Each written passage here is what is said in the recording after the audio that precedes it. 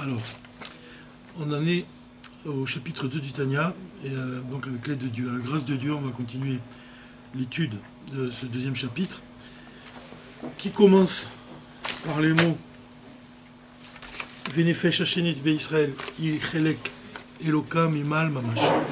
La deuxième âme d'Israël, l'âme juive, c'est une parcelle, et véritablement une parcelle divine, une parcelle de divinité d'en haut. Donc, comme je disais, le fait d'étudier rien que ces premiers mots du Tanya, on pourrait rester dessus indéfiniment. Parce que comprendre qu'est-ce que ça veut dire, qu'est-ce que ça signifie, une parcelle de divinité, une vie, ça ne suffirait pas même de comprendre. Et même toute la chassidoute, du Baal Shem Tov, toute la chassidoute de ses successeurs après lui, tout jusqu'au Rabbi, on pourrait dire que c'est au centre même de toute la chassidoute, ces premiers mots du Tanya. De dire que l'âme d'un juif, c'est une parcelle de divinité, c'est véritablement une parcelle de divinité. Au cours précédent, on a expliqué qu'est-ce que ça voulait dire, d'après l'enseignement du Rabbi Rayatz, Chelek Eloka Mimahal Mamash. On a dit que Mimahal, l'âme divine, désigne le spirituel du spirituel, la partie la plus élevée dans le spirituel. Et Mamash, c'est la Mamachout, c'est la réalité, c'est la consistance, c'est ce monde matériel. Mimahal Mamash, donc on a dit que ça signifiait que notre âme, elle a le pouvoir d'agir sur la matière. Voilà, ça c'était le sujet. On a fait un parallèle avec la paracha de cette semaine, c'est la paracha Ki Tetzei, puisque la paracha Ki Tetzei commence par le verset Ki Tetzei la milchama al oivecha, quand tu sortiras en guerre contre tes ennemis, où l'Éternel ton Dieu le livrera dans ta main et tu captureras son habitant en prisonnier. Ça veut dire que quand tu sortiras en guerre contre tes ennemis, on a expliqué que qui c'est qui sort en guerre, d'après l'enseignement profond de la Chassidoute, c'est l'âme divine qui provient d'un endroit très élevé, qui descend et qui s'habille dans un corps, et qui doit faire une guerre avec le mauvais penchant, qui doit faire une guerre avec l'âme animale pour purifier ce corps, et puis aussi pour purifier ce monde matériel. Tout ça, c'était le contenu du cours précédent.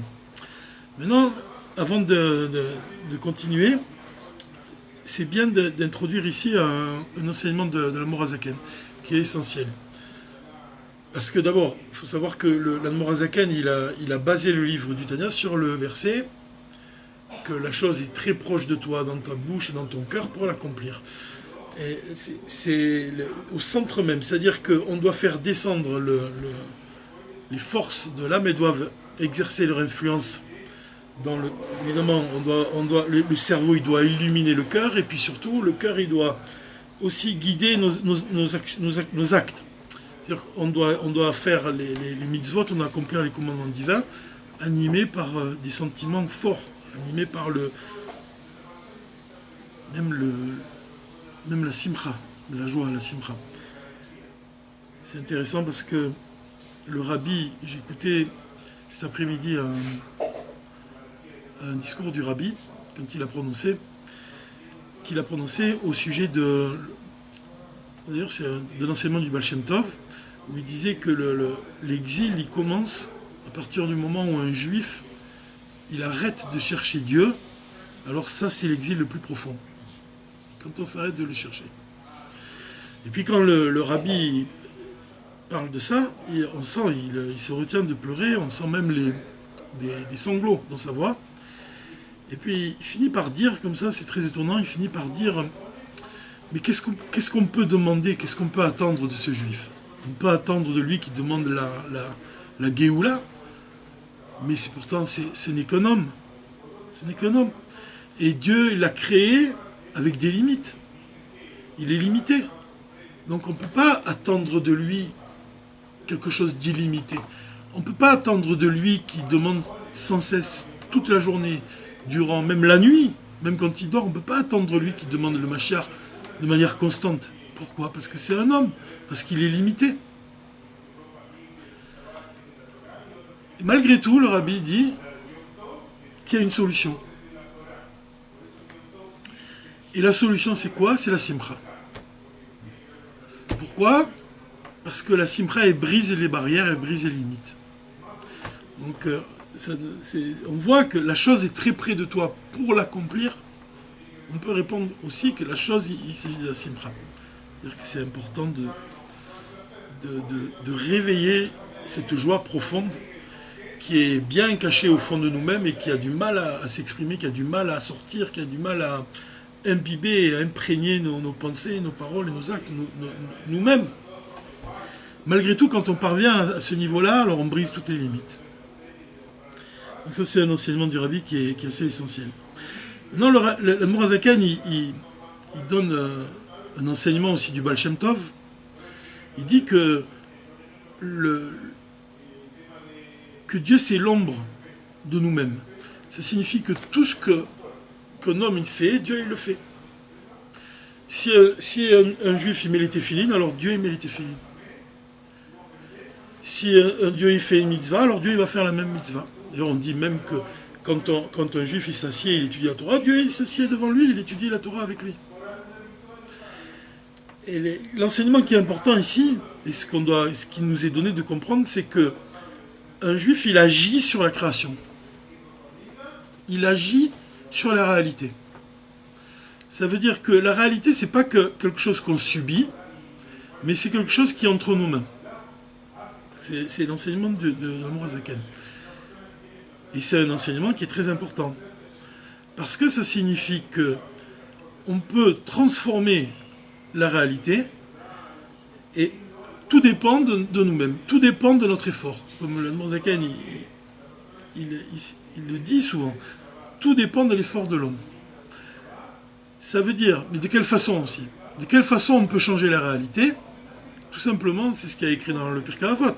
Il dit, si toi tu fais la volonté de Dieu, Dieu il va faire la tienne. Ça ressemble un peu. Ça veut dire de quelle manière on peut changer la réalité, on peut la transformer. C'est par la prière, la tfila, l'étude de la Torah et l'accomplissement des commandements divins. Maintenant, il y a une chose qu'on doit savoir et quelque chose que ceux qui sont habitués à l'étude de la chassidoute, c'est quelque chose qui est familier chez eux. Mais pour le dire à ceux qui ne savent pas encore, de manière, c'est difficile parce que de manière brève, c'est assez difficile, mais on peut comprendre que la réalité provient de Dieu, bien sûr. On va dire que la réalité elle provient de la lumière divine. La lumière, c'est-à-dire que Dieu il crée les mondes au moyen de sa lumière. Et sa lumière, en fait, qui descend jusqu'à nous, elle est voilée par des contractions, des dissimulations, ce qu'on appelle le tzimtzum. Parce que si Dieu y révélait sa pleine lumière, le monde ne pourrait pas subsister face à cette grande lumière. D'accord? Jusque-là, on le sait. Maintenant, à Rosh Hashanah, par exemple, c'est bientôt Rosh Hashanah, quand on souffle dans le chauffard, et on voit dans le mois d'Elul, on commence à souffler dans le chauffard, c'est quoi? C'est le son du chauffard, on attire une nouvelle lumière dans le monde. C'est-à-dire, dans tout l'enchaînement des mondes, on attire une lumière. Dans le discours de l'Admor Zaken, il dit dans les mots, une nouvelle lumière qui jaillit de la séphira de Keter. Keter, ça représente la volonté de Dieu. Ça veut dire qu'il y a une nouvelle lumière qui jaillit de la séphira de Keter. Ça signifie que la prière, elle attire la volonté de Dieu, mais une nouvelle volonté. Quelque chose de nouveau, il va descendre et va s'habiller dans le monde. Une nouvelle réalité. Une réalité qui va dépendre, en fait, de notre prière. Il dit que même le monde, il subsiste grâce au tzadikim. Donc notre prière, elle a le pouvoir d'attirer une lumière dans le monde, une nouvelle réalité, jusqu'à parvenir à attirer finalement la lumière messianique, la lumière du Mashiach. Et comment on l'attire, le Mashiach? C'est par la prière, justement, par la tchouva, aussi par l'étude de la Torah, aussi par les bonnes actions. Mais dans ce discours-là, l'Admor Hazaken, il explique au moyen d'un exemple, il dit c'est comme un roi qui reçoit de ses sujets viennent le voir et il lui offre 3 couronnes. Alors il prend une couronne, le roi, il accepte ce présent, il la met sur sa tête, et les 2 autres couronnes, il les donne à ses 2 fils. Et l'Admor Hazaken explique que ces 3 couronnes elles représentent la prière, l'étude de la Torah et les bonnes actions. Et chacune des couronnes, elle représente dans l'enchaînement des mondes une action particulière. C'est-à-dire que la prière elle-même elle va attirer une nouvelle volonté dans le monde, quelque chose, une nouvelle lumière dans le monde. Et de même, l'étude de la Torah, Et de même, l'application concrète des commandements divins, elle va révéler cette lumière divine de manière concrète dans le monde. Ça, c'est l'enseignement de l'Admor HaZaken.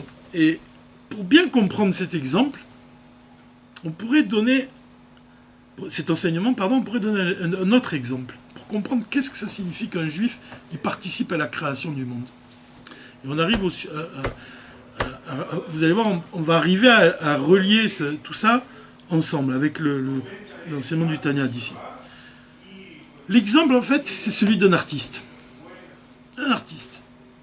Prenez un artiste. Il est chez lui, dans son atelier, ou bien il est dans la nature, il peint un paysage, ou bien il est sa table de travail, il écrit un livre. Il est en train de concevoir une œuvre, il est en train de créer une œuvre. Et puis à un moment, il est inspiré, il a une inspiration. Qu'est-ce qu'elle va faire, cette inspiration? Elle va donner à ses mains une nouvelle direction, à son cœur même. Il va ressentir quelque chose de nouveau. L'inspiration, elle va l'envelopper, elle va envelopper son esprit, puis son cœur aussi. Elle va réveiller un sentiment chez lui. Et ce sentiment, il va donner naissance à une action nouvelle. Et l'artiste, il va modeler une œuvre en fonction de cette inspiration. Et l'œuvre, elle va être imprégnée de cette source inspiratrice au départ. C'est exactement la même chose, on peut dire que c'est exactement la même chose dans le discours d'Admor HaZaken. Un juif, à partir du moment où il prie, ou bien il étudie la Torah, ou bien il accomplit un commandement divin, il inspire Dieu. Il l'inspire. Et Dieu, de l'inspiration qu'il va recevoir de ce juif-là, il va donner à son œuvre, c'est-à-dire le monde, une autre apparence. Et cet exemple est intéressant parce que quand on étudie le Tanya ici, quand on nous dit, on comprend, on nous dit que l'âme divine, l'âme d'un juif, c'est une parcelle de divinité véritable, d'en haut. Quelle incidence ça a sur nous? Quel effet ça a sur nous? Alors on se dit, si je possède en moi une parcelle de divinité, ça signifie que je suis capable d'agir au-delà de la raison, au-delà de l'intellect. C'est vrai, la chose est vraie. Ça veut dire que je suis capable d'avoir même une volonté qui est infinie, parce que mon âme elle est liée à Dieu qui est lui-même infini. Donc je suis capable de dévoiler des forces qui sont au-delà de ce monde. En général, c'est comme ça qu'on comprend, qu'on reçoit la chose. Maintenant, si on reprend l'exemple de l'artiste, et si on dit que quand un juif il accomplit un commandement divin, il inspire Dieu à donner au monde une lumière nouvelle, c'est voir les choses d'une autre manière. Ça veut dire que là, on peut comprendre qu'est-ce que signifie que l'âme divine est une parcelle de divinité d'une autre façon. On peut comprendre en fait que, et ça rejoint un enseignement du Rabbi, du Dvar Malchut, de la paracha Kitetse. Le Rabbi explique qu'avant de créer le monde, c'est un midrash, il rapporte un midrash, que Dieu il a demandé conseil aux tzadikim, à l'âme d'Israël, s'il fallait ou non créer le monde. S'il fallait ou non créer le Seder Ishtal Shelut, l'enchaînement des mondes, pour pouvoir créer un monde dans lequel on mettrait l'homme et dans lequel Dieu il aurait plus tard une demeure. Et les tzadikim ont donné leur accord. Dieu il a demandé à l'âme juive. Ça veut dire que l'âme juive elle existe même avant le monde, même avant la création, même avant le Seder Ishtal Shelut, même avant l'enchaînement des mondes. Elle précède toute la création. Comment on peut imaginer cet enseignement du Rabbi, du Midrash, comme un homme qui se questionne en lui-même et qui se demande s'il va faire telle ou telle chose? Est-ce que je fais cette chose-là? Est-ce que je ne la fais pas? Il se questionne en lui-même. Si tu dis que l'âme juive, c'est une parcelle de divinité, ça signifie aussi, non pas que moi-même je possède une parcelle de divinité, mais que Dieu, il possède en lui l'âme juive. Et que quand il se demande s'il va créer le monde, ça revient à dire, il demande à l'âme des tzadikim, à l'âme juive, si oui ou non il faut créer le monde. Il se le demande en lui-même, il se questionne en lui-même. Donc là, on peut comprendre que Israël et Dieu font un. C'est clair, l'image elle est explicite. J'ai pas besoin de reprendre.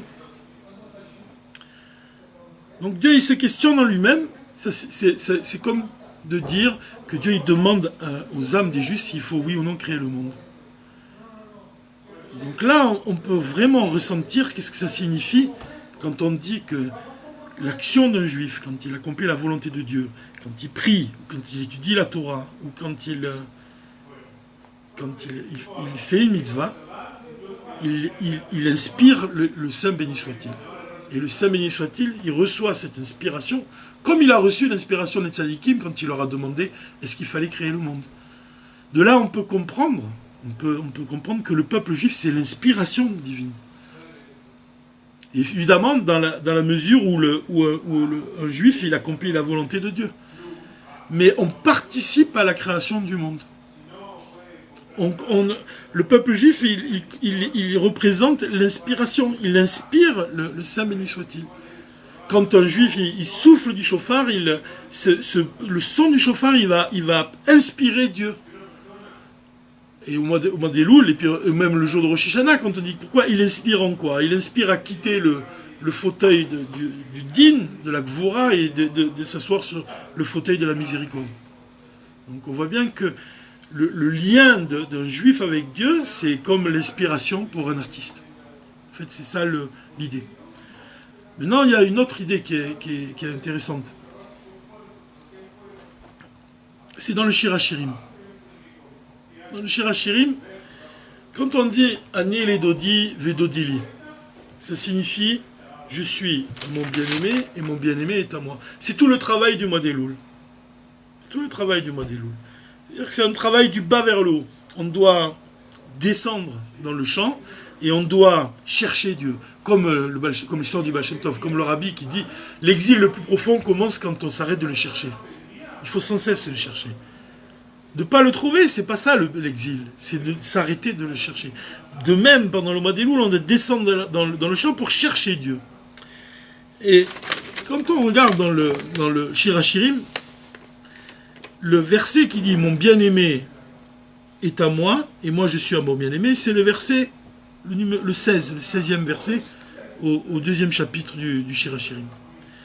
Qu'est-ce qu'il y a écrit juste un peu avant, le 14e verset, il y a écrit « Ma colombe nichée dans les fentes du rocher,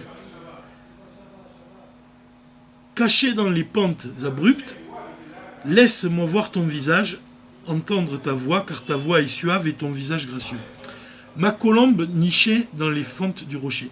Comment on dit colombe en hébreu? C'est Yona. Yona, c'est la colombe. Le Tzemar Tzedek, il rapporte un enseignement où il explique que Yona, c'est aussi le nom du prophète.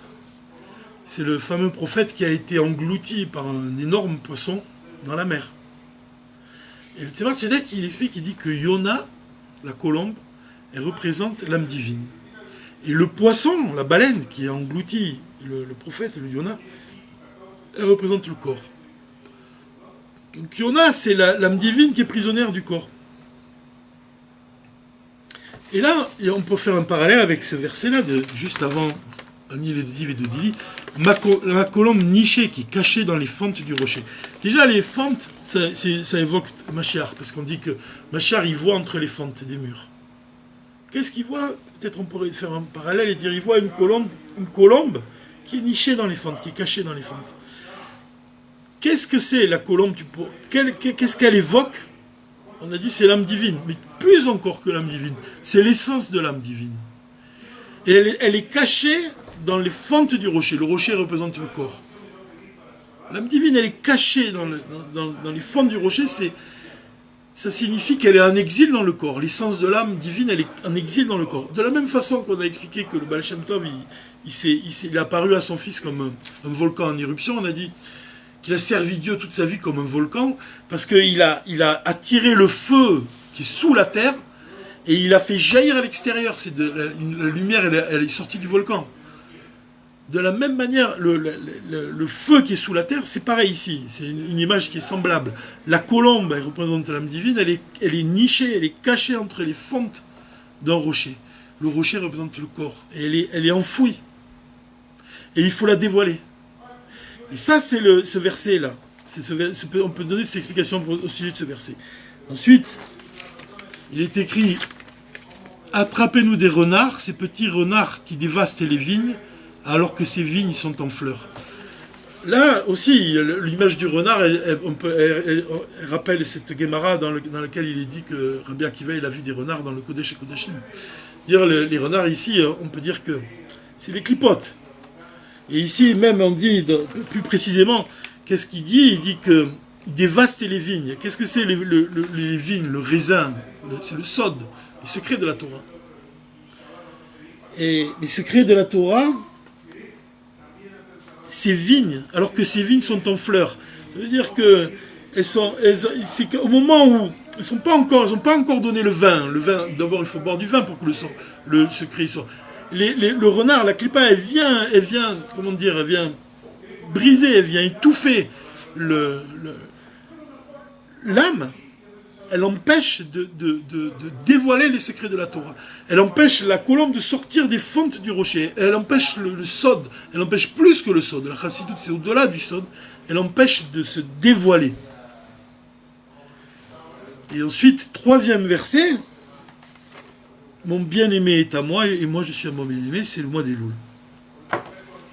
De là, maintenant, on voit quoi?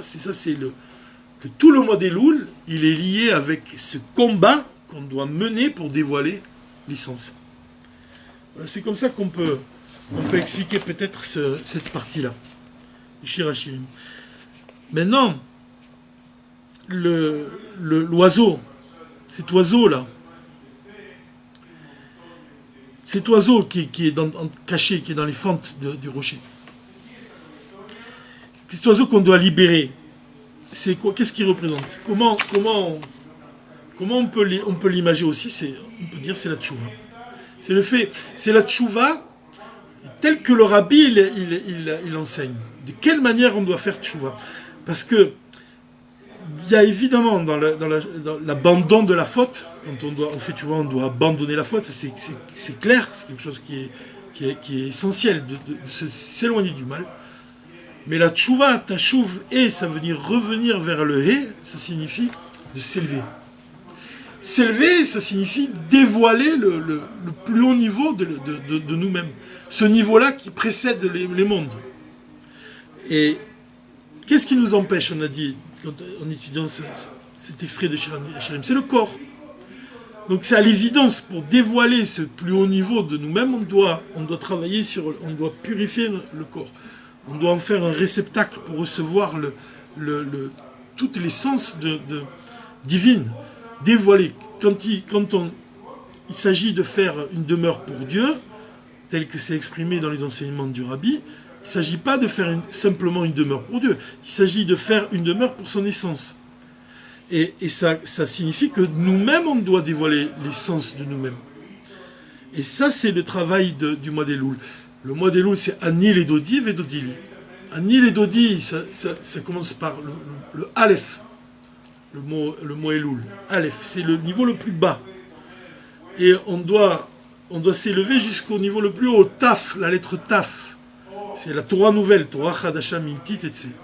Ça, c'est Anil et Dodi. On doit faire un travail du bas vers le haut. On doit travailler sur notre corps, on doit travailler avec notre intellect, avec toutes les forces de notre âme. Et après, on attire le niveau des Dodili. Et là, le Rabbi donne un enseignement sur le mot li. Li, ça signifie l'éternité. Li, ça signifie à moi, mais pas n'importe quel moi. C'est le moi quand il reçoit une impulsion divine. Le moi qui reçoit le plus haut dévoilement. Ani les Dodi Vedodi li. Ça veut dire qu'au départ, on est au niveau de Ani, ça signifie le je matériel, mais nous-mêmes avec tel qu'on est. Mais ensuite, quand on reçoit ce dévoilement divin, c'est li, c'est un niveau qui est supérieur. Chaque fois qu'il est dit li dans la Torah, la Chassidut explique que ça désigne quelque chose d'éternel. Donc c'est dévoiler cette essence-là. On peut la comparer au vol d'un oiseau. Ça, la colombe, elle est nichée dans les fentes d'un rocher, mais la colombe, elle doit s'élever. Et ça rejoint l'exemple de Rabbi Shimon Bar Yochai, quand il dit que les deux ailes d'un oiseau, c'est l'amour et la crainte de Dieu. C'est d'aimer Dieu et de le craindre qui nous permettent de nous élever. Ça veut dire que, évidemment, toutes nos actions, que ce soit dans notre prière, ou bien dans notre étude de la Torah, ou bien dans l'accomplissement de nos mitzvot, on doit l'accomplir avec cet esprit de Teshuvah. Ça veut dire à accomplir à prier, ou à étudier, ou à agir au-delà de nos limites. Voilà, je crois qu'on peut s'arrêter là.